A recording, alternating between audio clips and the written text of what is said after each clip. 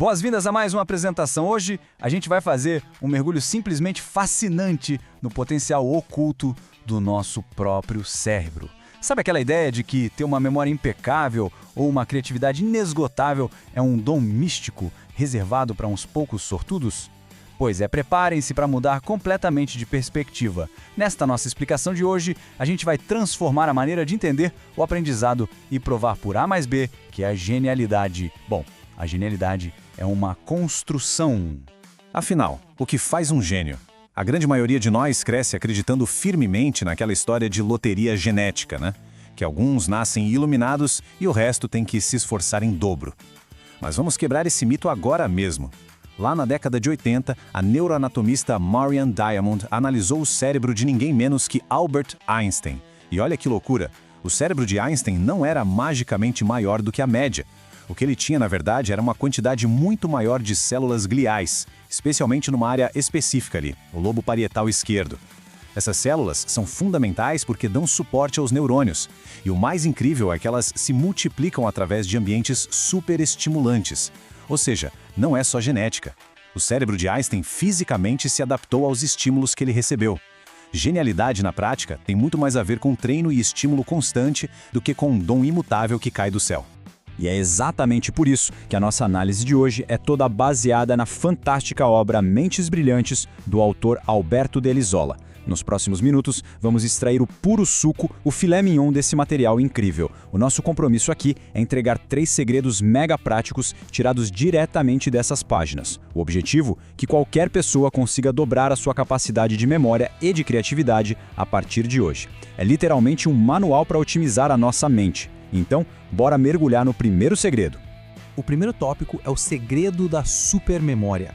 Este primeiro pilar simplesmente vira de ponta cabeça a forma como a gente enxerga o nosso cérebro e a nossa retenção de informações. A verdade é que ter uma supermemória não é sobre forçar a cabeça até a exaustão, mas sim entender intimamente como a nossa mente codifica a informação logo no primeiro contato.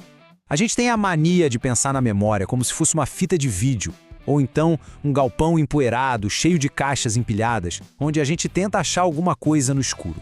Mas a fonte nos alerta de um jeito muito claro. A memória é um processo ativo de reconstrução. Ela definitivamente não é um vídeo estático que basta apertar o play. Nossas lembranças estão sempre sendo modificadas, selecionadas e construídas com base no nosso interesse e principalmente no nosso envolvimento emocional no exato momento em que a coisa toda aconteceu. Se algo não tem um impacto emocional ou um significado real para nós, o cérebro simplesmente joga a informação fora para economizar energia.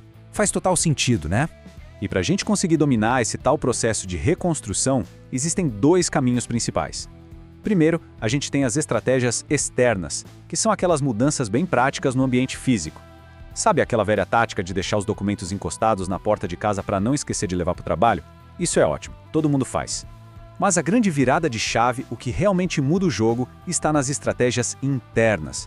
Elas envolvem criar códigos mentais específicos, facilitando demais o caminho da informação pelas nossas redes neurais, que são super complexas. E a melhor dessas estratégias internas atende por um nome muito especial. O grande truque de ouro aqui são os gatilhos de memória. Em vez de tentar empurrar a informação inteira goela abaixo só na base da força de vontade, o foco tem que ser criar um gatilho que seja imediato e poderoso. Pensa só numa analogia bem simples do dia a dia. Imagina que a gente tá andando na rua, alguém passa, a gente sente um perfume específico e pum!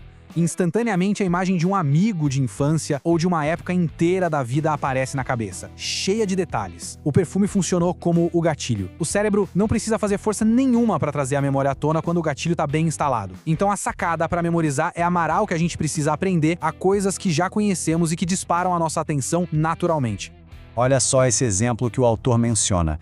Ele fala de um jogador de futebol que com certeza nunca vai esquecer o dia da própria formatura no colégio. Sabe por quê? Porque foi no exato mesmo dia em que ele fez o primeiro gol de bicicleta da vida dele. A formatura, que poderia acabar virando uma lembrança meio vaga, se conectou permanentemente com aquele gol espetacular. A gente lembra das coisas muito melhor quando damos a elas um significado real, algo exagerado ou profundamente emocional.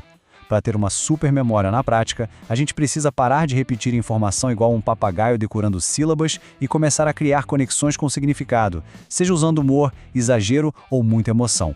Agora, vamos para o segundo segredo número 2. Criatividade é conexão. Se a memória dita como a gente guarda a informação, a criatividade entra para dizer o que a gente faz com todo esse estoque de conhecimento. E o segundo segredo joga real. Criatividade não é uma magia cósmica inexplicável. Criatividade é, puramente, conexão inteligente.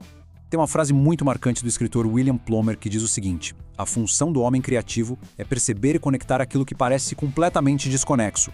E é bem por aí mesmo. Ser criativo não é ficar esperando uma luz divina para inventar algo do zero absoluto. É olhar para as coisas que já estão ali na nossa memória, no nosso repertório, e criar uma ponte nova, uma ligação inusitada entre elas. Lembra da história do post-it? Alguém simplesmente viu uma relação genial entre um adesivo que colava mal e um marcador de páginas. A criatividade, no fim das contas, é essa arte de combinar o que a gente já sabe de jeitos que ninguém mais pensou. Mas aí fica a pergunta, se é só conectar coisas, por que é tão difícil ser criativo às vezes? O livro explica de um jeito fascinante que a gente sofre com os bloqueios mentais gigantes e invisíveis. O pior deles é uma voz interna super chata e implacável que o autor chama de ganido mental. Sabe qual é? Aquela vozinha que julga a sua ideia antes mesmo dela nascer de verdade. Que fica sussurrando, nossa, isso é muito caro. Ou isso não faz o menor sentido. Ou vão rir se você falar isso. Para desbloquear a mente de forma efetiva, a gente tem que aprender a lidar com esse medo da rejeição. Durante o processo de criar, a palavra não simplesmente não pode existir.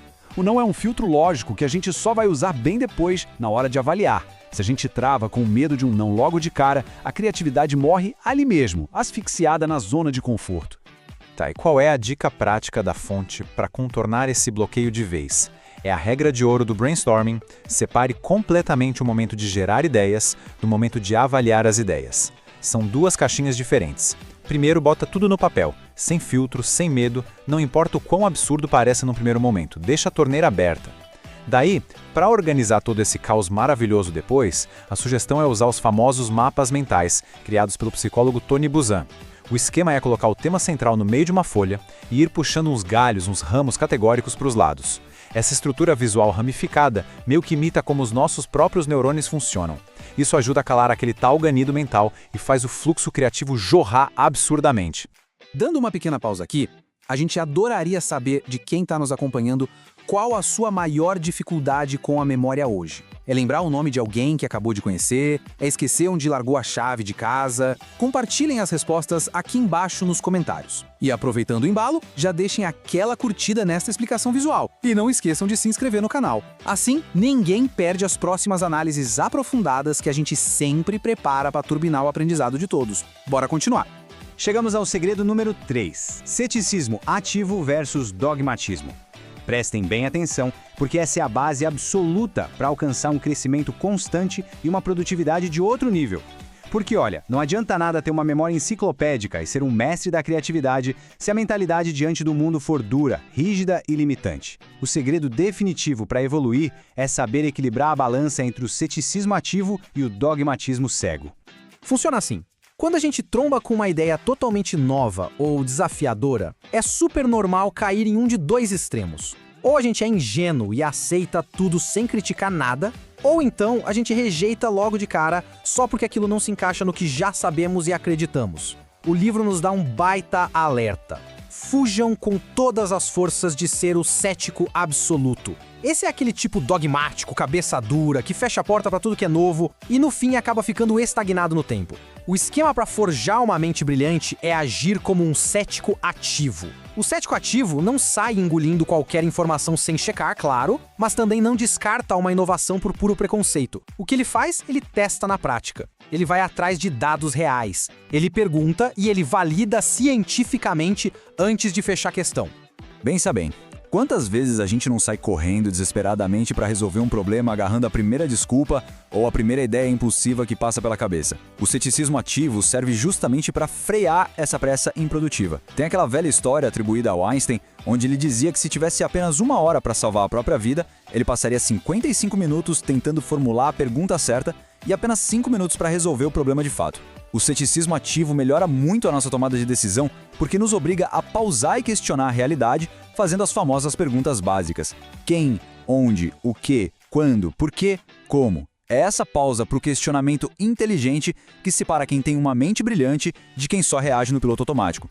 E para provar o quão perigoso é ser um cético absoluto, o autor compartilha uma anedota histórica que é de cair o queixo. Imagina só, lá atrás, quando Thomas Edison inventou o fonógrafo, que era um aparelho absurdamente revolucionário para gravar e reproduzir som pela primeira vez na história, um membro super respeitado da Academia Francesa de Ciências simplesmente rejeitou o negócio todo, sem nem se dar o trabalho de fazer um teste prático, movido por puro dogmatismo cego e muito apego ao passado. Ele falou na cara dura que aquilo era apenas um ventriloquismo sofisticado. Olha o nível da cegueira intelectual, o dogmatismo quase o fez ignorar e ridiculizar uma das maiores invenções da humanidade. O cético absoluto simplesmente nunca contribui para o avanço da sociedade.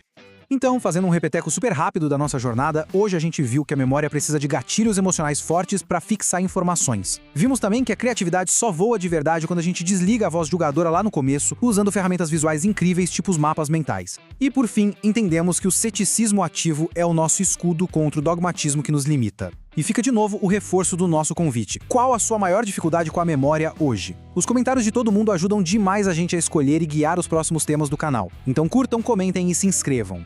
Com base em toda essa pesquisa fantástica revelada na obra Mentes Brilhantes, a conclusão final não podia ser mais clara e inspiradora. Definitivamente, ninguém é definido por uma herança genética imutável. Nossos cérebros conseguem se moldar fisicamente, criar novas conexões e expandir sem parar, dependendo das ferramentas, dos desafios e dos ambientes que a gente oferece para eles. Se aplicarmos os gatilhos certos, se suspendermos de forma inteligente aquele pré-julgamento chato e começarmos a questionar ativamente o mundo, absolutamente qualquer mente, sem exceção, pode se tornar brilhante com um treinamento adequado. A neurociência já bateu um martelo nisso. A decisão de colocar essas ferramentas para rodar e transformar o seu próprio potencial só depende de começar esse treino hoje mesmo. Então a pergunta provocativa que fica martelando é: se o cérebro pode ser esculpido para genialidade amanhã, o que exatamente nós estamos escolhendo dar de alimento para ele hoje? Muito obrigado por acompanharem mais essa análise com a gente e até a próxima.